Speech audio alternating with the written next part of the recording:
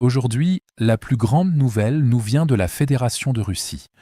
Là-bas, le réseau logistique russe a connu l'une de ses nuits les plus destructrices à ce jour, alors que des drones ukrainiens ont frappé simultanément 3 centres de distribution majeurs appartenant à Ozon, l'un des plus grands détaillants en ligne de Russie. Cependant, l'attaque a également visé plusieurs infrastructures de défense antiaérienne russes, ainsi qu'un aérodrome militaire, élargissant les cibles au-delà de la logistique. La cible de la première frappe ukrainienne a atteint les profondeurs du Caucase du Nord, où l'énorme complexe Ozon du parc industriel de Tyoubé, au Daghestan, a été englouti par les flammes. Cette installation couvre à elle seule environ 130 000 m² et gère la réception, le stockage, le tri et la distribution dans toute la région. Les images provenant de Tyoubé ont montré un drone descendant directement sur le complexe, avant que l'incendie qui en a résulté ne se propage dans l'installation. La deuxième frappe a eu lieu plus à l'ouest, à Mevinomisk, dans la région de Stavropol, où un autre centre de traitement des commandes Ozon a été attaqué. Les autorités régionales confirmant que des drones ukrainiens avaient atteint la zone industrielle de la ville, comme le montrent les images illustrant les conséquences de la frappe de drone. La troisième frappe contre Ozon a eu lieu en Advigi, alors que le centre logistique Ozon, d'environ 91 000 m², près d'Enem, a pris feu après avoir été touché. Une autre installation logistique appartenant à un détaillant local d'articles ménagers a été incendiée à Krasnodar lors de la même vague de frappes que celle visant les 3 centres Ozon à travers 3 régions du sud de la Russie, ce qui indique que la campagne ukrainienne contre l'infrastructure de distribution centralisée de la Russie s'étend rapidement au-delà des installations déjà détruites de Wildberries. Cependant, l'Ukraine ne s'est pas concentrée exclusivement sur les entrepôts lors de la vague de frappe de la nuit dernière. Le commandant des forces ukrainiennes des systèmes sans pilote, Robert Brovdi, ayant rapporté que ses forces avaient frappé 66 cibles russes au cours de la nuit, transformant l'opération en une attaque beaucoup plus large contre l'infrastructure militaire russe dans tout le sud. L'une des cibles les plus importantes était l'aérodrome de Vitiazevo, dans le kraï de Krasnodar, où des drones ukrainiens ont traqué des avions militaires russes directement au sol. Les images diffusées ont montré un drone s'approchant d'un chasseur Sukhoi 30 et explosant à proximité, déclenchant un incendie que le personnel russe a tenté désespérément d'éteindre. Lors de l'évaluation ultérieure des dommages de combat en temps réel, les opérateurs ukrainiens ont repéré une autre cible de valeur, un Mikoyan Gourevitch 29 russe. Cette fois, le drone attaquant a réussi un coup direct, provoquant un incendie important autour de l'appareil. Les drones ukrainiens ont également attaqué un drone de reconnaissance et de frappe Orion situé sur l'aérodrome. Ces avions endommagés, stationnés dans le sud de la Russie, sont utilisés pour des patrouilles et des frappes de missiles contre des cibles ukrainiennes.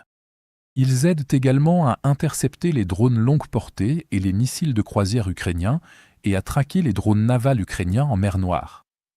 Les drones Orion assurent également la reconnaissance et peuvent servir de relais de communication ou appuyer des attaques contre le littoral ukrainien. Les forces ukrainiennes ont également attaqué 8 systèmes radars russes ainsi qu'une position de défense aérienne S-400 et des systèmes Tor et Pantsir dans la région de Krasnodar. L'Ukraine attaquait donc simultanément l'infrastructure protégeant l'espace aérien russe, les avions menant des opérations de combat et le réseau logistique soutenant l'économie russe. Cette combinaison place Moscou face à un dilemme défensif de plus en plus difficile. Chaque entrepôt, raffinerie, aérodrome, station radar et port supplémentaire nécessitant une protection étire davantage un réseau de défense aérienne limité.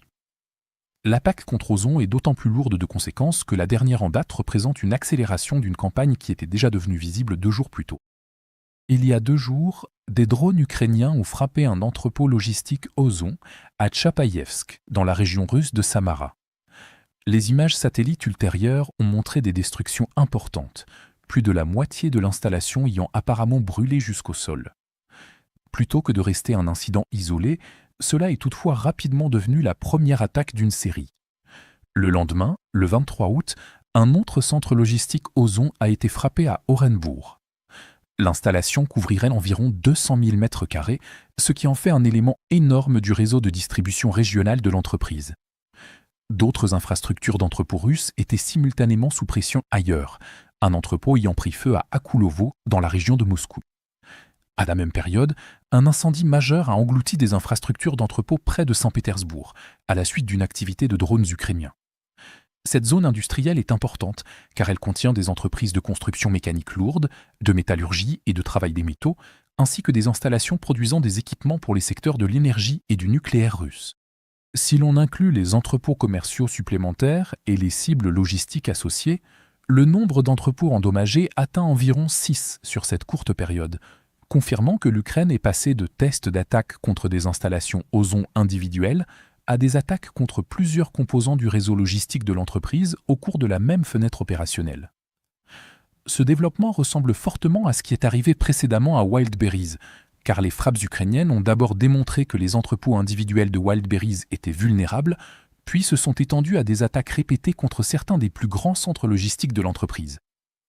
Ozon, l'autre géant de la vente en ligne russe, semble désormais faire face à une campagne systématique similaire. Les grands centres de traitement des commandes sont particulièrement vulnérables, car leur efficacité dépend précisément de la centralisation. Concentrer d'énormes stocks, des capacités de tri et des connexions de transport au sein d'un même complexe réduit les coûts en temps de paix. Mais lors d'attaques de drones soutenues, cela crée des cibles uniques exceptionnellement précieuses. Détruire un entrepôt ne se contente pas de brûler des marchandises. Cela force les expéditions vers d'autres centres, surcharge les installations voisines, allonge les itinéraires de livraison et augmente les coûts dans tout le réseau. Dans l'ensemble, les dernières frappes ont donc démontré quelque chose de plus large que la simple capacité de l'Ukraine à brûler des entrepôts. Au cours de la même nuit, les forces ukrainiennes auraient frappé 3 hubs Ozon, une autre installation logistique commerciale, des avions militaires, des systèmes de reconnaissance, des installations radars et des défenses antiaériennes à travers les régions du sud de la Russie. Après avoir systématiquement attaqué les plus grands centres de distribution de Wildberries, l'Ukraine semble désormais appliquer la même pression contre Ozon. Les conséquences touchent à la fois la logistique de guerre de la Russie et l'activité économique ordinaire. Chaque hub détruit supprime une capacité de distribution tout en imposant simultanément des pertes aux entreprises, aux commerçants et aux consommateurs qui en dépendent. L'Ukraine démontre de plus en plus que l'infrastructure militaire russe et les réseaux économiques qui soutiennent la vie à l'arrière peuvent être attaqués simultanément, forçant Moscou à défendre une collection de cibles en constante expansion avec des ressources de plus en plus sollicitées. Accédez à notre bibliothèque complète de rapports réservés aux membres et à nos mises à jour stratégiques pour seulement 4,99 $. Cela inclut toutes les vidéos exclusives déjà publiées, ainsi que les nouveaux rapports publiés tout au long de la semaine. Pour moins que le prix d'un café, vous pouvez débloquer l'intégralité de la chaîne et soutenir directement notre travail.